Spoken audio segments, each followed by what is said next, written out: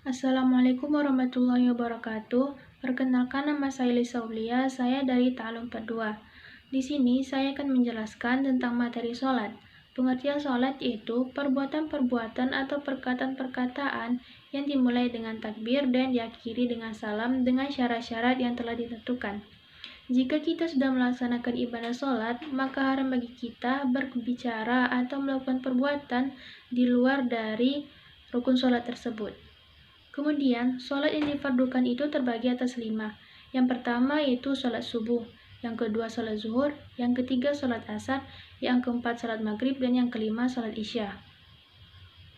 Jumlah rakaat sholat fardu tersebut keseluruhannya yaitu 17. 2 rakaat sholat subuh, 4 rakaat sholat zuhur, 4 rakaat sholat asar, 3 rakaat sholat maghrib, dan 4 rakaat sholat isya.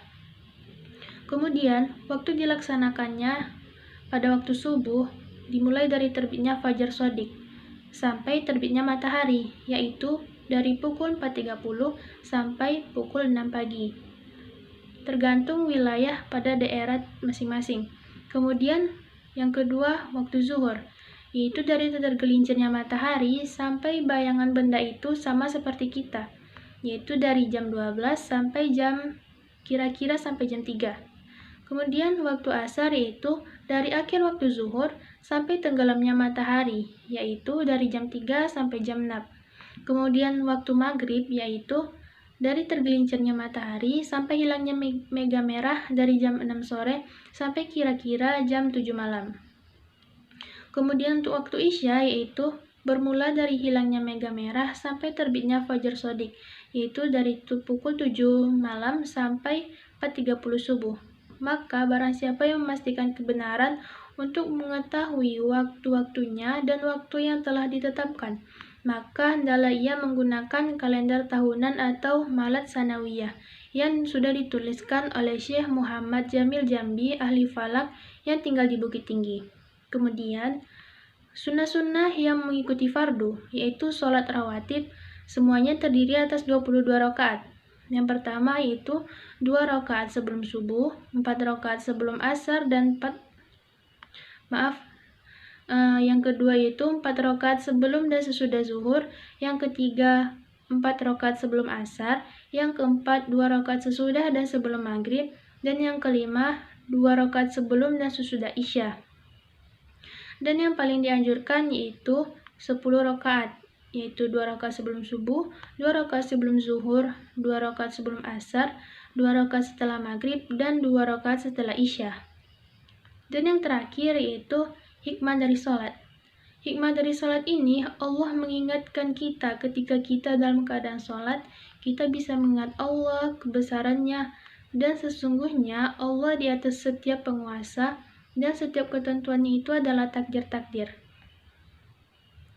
Maka akan menjadi lemahlah atau tenanglah kita dari nafsu dan amarah karena kejahatan, dan tenanglah kita dari kesombongan-kesombongan yang ada dalam pada diri kita.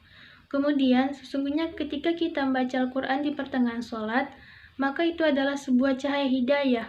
Kemudian ketika kita ruku, sujud, dan meletakkan kaki kita, dan juga ketika kita menempatkan dahi kita, yang dimana dahi kita itu tempat yang paling tinggi, tempat tubuh kita di atas tanah.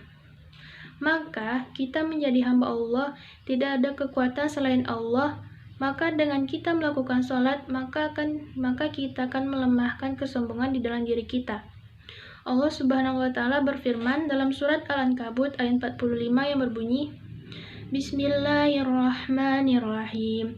Inna sholata tanha 'anil fahsya'i wal munkar waladzikrullahi akbar wallahu ya'lamu ma tasna'un. Artinya, sesungguhnya sholat itu mencegah dari perbuatan-perbuatan keji dan mungkar. Dan sesungguhnya mengingat Allah atau sholat adalah lebih besar keutamaannya dari ibadah-ibadah yang lain. Dan Allah mengetahui apa yang kamu kerjakan. Sesungguhnya Allah memberikan kenikmatan yang banyak, seperti telinga untuk mendengar, lidah untuk merasakan, kedua tangan untuk menggenggam, kedua kaki untuk berjalan, dan oleh karena itu wajiblah atas kita untuk bersyukur atas segala nikmat yang telah diberikan oleh Allah Subhanahu wa Ta'ala. Maka daripada itu, kita hendaklah beribadah kepada Allah dengan menunaikan sholat 5 waktu pada waktu yang telah ditentukan oleh Allah Subhanahu wa Ta'ala. Allah berfirman dalam hadis Nabi yang berbunyi, "Inna awwala ma yuhasabu bihil abdu yaumal qiyamah min amalihi salatuhu, fa in salahat faqad aflaha wa anjaha, wa in fasadat faqad khaba wa hasara." Artinya, sesungguhnya yang pertama kali dihisab pada diri seorang hamba pada hari kiamat dari amalnya adalah sholat. Jika sholatnya baik, sungguh ia beruntung dan sukses. Jika sholatnya rusak, sungguh ia menjadi orang yang merugi. Hadis riwayat Abu Daud, An-Nasai, dan At-Tirmizi. Itulah materi yang dapat saya sampaikan. Semoga bermanfaat bagi kita semua. Assalamualaikum warahmatullahi wabarakatuh.